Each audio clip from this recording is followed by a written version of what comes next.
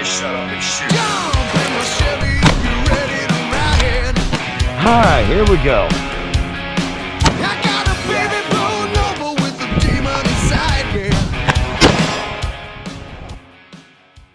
Straight Shooter Coffee, the official coffee of Therapy Range.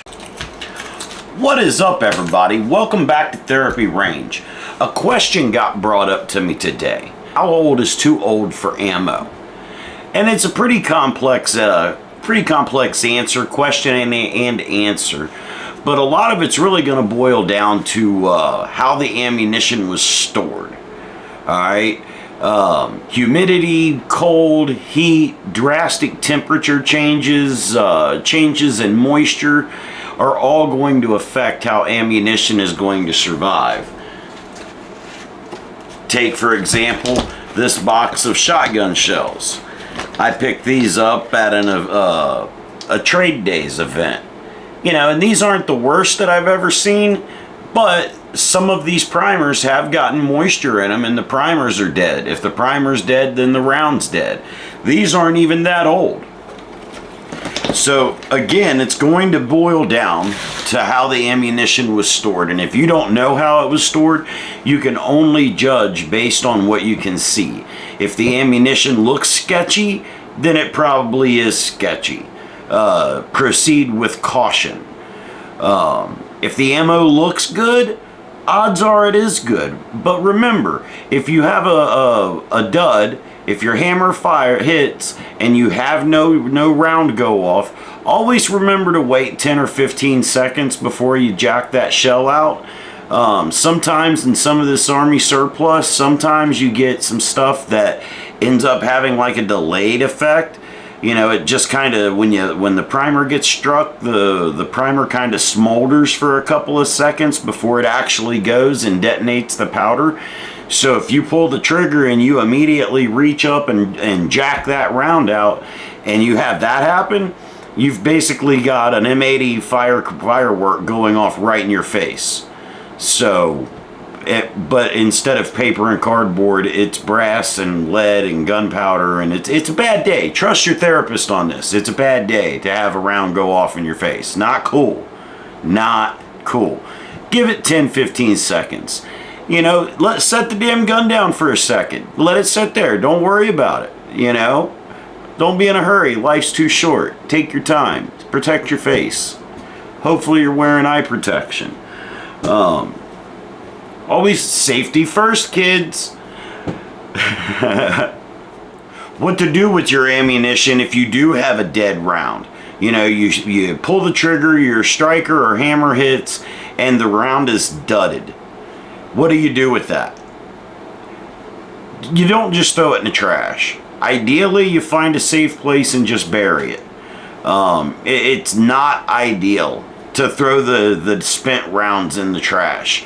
Under heavy machinery, under the proper conditions, those rounds could potentially go off at some point. And while it's unlikely that anybody was to get harmed by it, it would suck for a trash worker to get cracked with a round. Even if it didn't shoot him, if he didn't wear his brown pants, he'd end up having to wear poopy butt pants all day. Oh, shit. So, you know, it just makes good sense to just find a safe spot somewhere on your property and just scoop a hole, bury it, move on. It's done. It's gone. Nobody will ever find that. And if they do, the brass breaks down over time. And once that powder gets good and wet in it, no big deal. And if you're a reloader, you can always harvest the materials and, you know, go that route with it. So, to answer the question, the short version is it's going to depend on the storage of the ammo. There's a lot of factors that go into how long a piece of ammunition is going to last, and the conditions are going to be a major factor in how it was stored. So if it looks sketch, it probably is sketch. If it looks okay, just be careful with it. And if you have a dead round, a dud, just give it a good amount of time before you take it out of the chamber, you know, just in case you have a delayed reaction. Live your life to the fullest. Anything less is an injustice to yourself and every single person around you. Stay safe out there while you're practicing your pew-pews. Safety first. Always safety first. Stay free, America. We'll talk again real soon. It's time to shut up and shoot. Hi, here we go.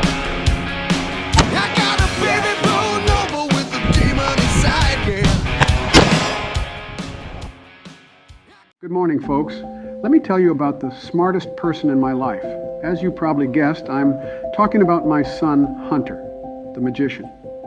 Sometimes he wanders into the Oval Office late at night and waves his magic wand around in the air a few times. Then he does a little spin and abracadabra, all of this wonderful magic powder appears on my desk. I then said out loud, "Holy smokes, all of that powder belongs up my nose, doesn't it?" Hunter then looked at me with a twinkle in his eye and smiled. He said, "It sure does, Papa. It sure does." So to make my son proud, I gave the magic powder a good sniff.